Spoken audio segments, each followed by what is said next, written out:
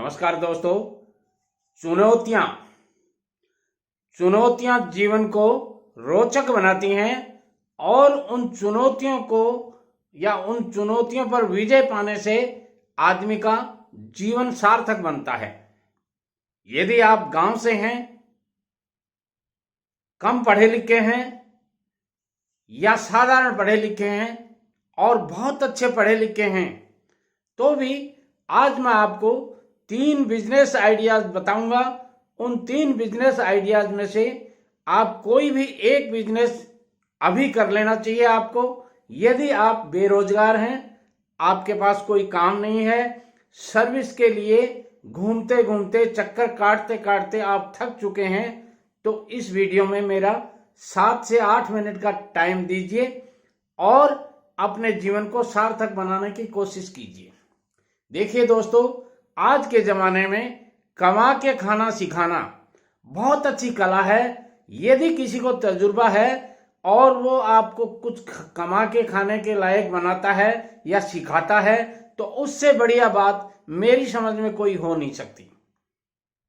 इसके साथ साथ मैं कहना चाहूंगा, यदि आप कोई नया बिजनेस सेटअप करना चाहते हैं, थोड़े से पूंजी से शुरू करना चाहते हैं, कम पूंजी से शुरू करना चाहते हैं, 1-2 लाख रुपए से शुरू करना चाहते हैं, या आपके पास बहुत बड़ा पैसा है, तो भी आप ये वीडियोज आपके लिए कारगर सिद्ध हो सकता है।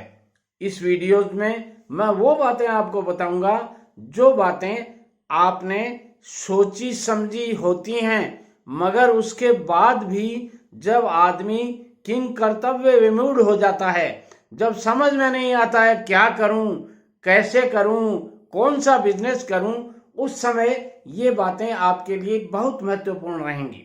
दोस्तों, 3 बिजनेस आइडियाज मैं जो इस वीडियो में दे रहा हूं, ये तीनों बिजनेस आइडियाज आपको कभी भी धोखा नहीं देंगे।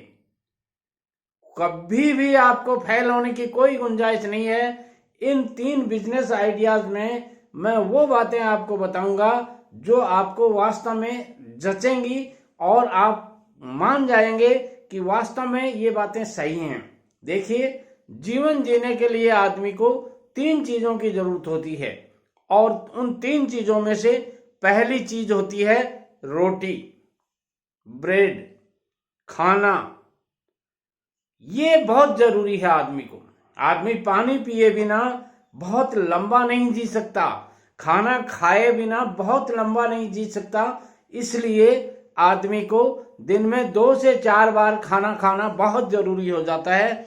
ऐसी स्थिति में मैं कहूँगा, आप कोई ऐसा बिजनेस कीजिए जिसमें हर आदमी को इनकी जरूरत हो, इनकी डिमांड हो, और बिजनेस आपका वही चलेगा जिस बिजनेस की आम आदमी की जरूरत हो, जिस बिजनेस में जो प्रोडक्ट्स होते हैं उनकी आम आदमी की जरूरत हो, आम आदमी के घर में इनकी जरूरत हो। इसलिए मैं कहना चाहूँगा, आप कोई भी फूड प्रोडक्ट जो भी आप बेचना चाहें, जो आपके दिमाग में है, उसका आप बिजनेस कर लीजिए।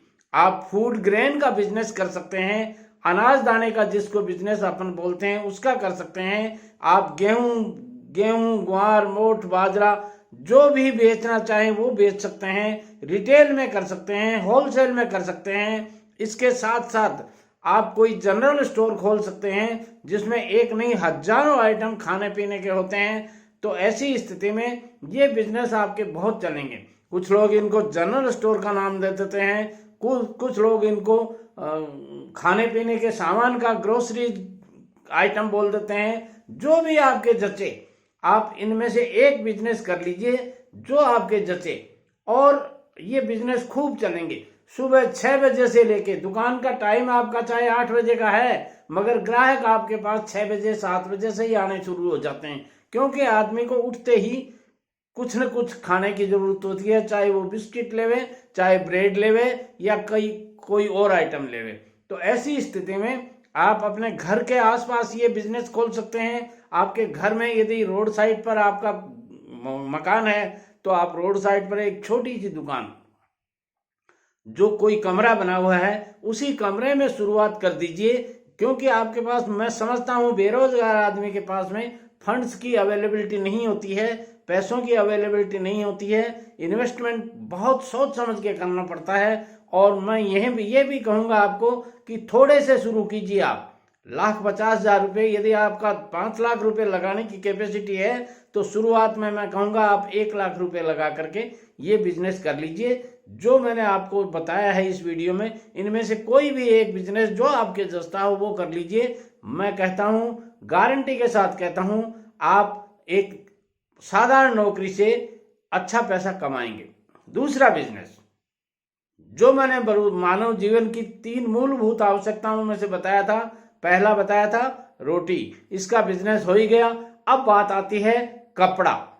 तो कपड़े का बिजनेस में आप होलसेल कपड़े का बिजनेस कर सकते हैं, रिटेल में आप कपड़े का बिजनेस कर सकते हैं, आप हौजरी का बिजनेस कर सकते हैं, आप रेडीमेड कपड़े का बिजनेस कर सकते हैं, किड्स वियर का बिजनेस कर सकते हैं, बच्चों के कपड़े पहनने का, या मान लीजिए आप आजकल साड़ी का बिजनेस कर सकते हैं। घर में माताएं बहनें भी छोटी दुकान खोल करके आपका सहयोग दे सकती हैं और घर में साड़ियां वगैरह बेच सकती हैं।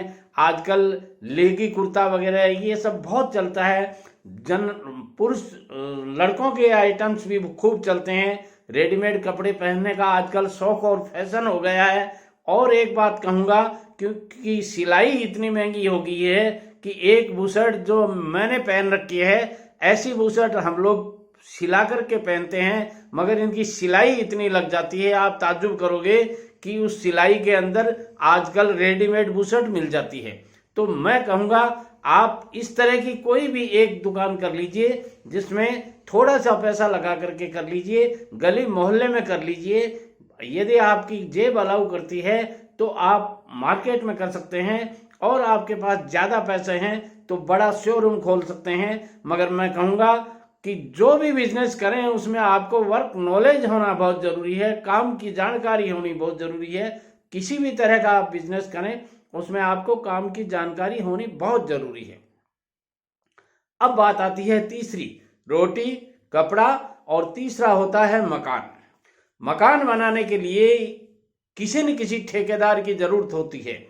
ठेकेदार प्राइवेट हो चाहे गवर्नमेंट का हो, रजिस्टर्ड कॉन्ट्रैक्टर हो या अनरजिस्टर्ड कॉन्ट्रैक्टर हो, सिविल कॉन्ट्रैक्टर हो या और कोई विषय का कॉन्ट्रैक्टर हो, सबको काम मिलता है। इसलिए मैं कहना चाहूँगा, यदि आप थोड़े से पढ़े लिखे हैं, यानी 12वीं से लेके BA MA तक हैं, तो आपको कैलकुलेशन आनी चाहिए, मेजरमेंट निकालना आना चाहिए, हिसाब किताब निकालना आना चाहिए। फिर आप रजिस्ट्रेशन करवा सकते हैं। आप PWD में रजिस्ट्रेशन करवा सकते हैं। बहुत वर्क निकलते हैं PWD में, बहुत अच्छे अच्छे काम निकलते हैं, वहाँ आप रजिस्ट्रेशन करवा सकते हैं, लाइसेंस बनवा सकते हैं अपना। आप PhD में बनवा सकते हैं, आप IGNP में बना सकते हैं। ये पानी वगैरह के टैंक वगैरह, RCC over tank, CWR, GLR pipeline का काम आप जानते हैं, तो आप PhD में, जिसको जलदाय विभाग बोलते हैं, वहाँ रजिस्ट्रेशन करवाइए। और यदि आप रोड कंस्ट्रक्शन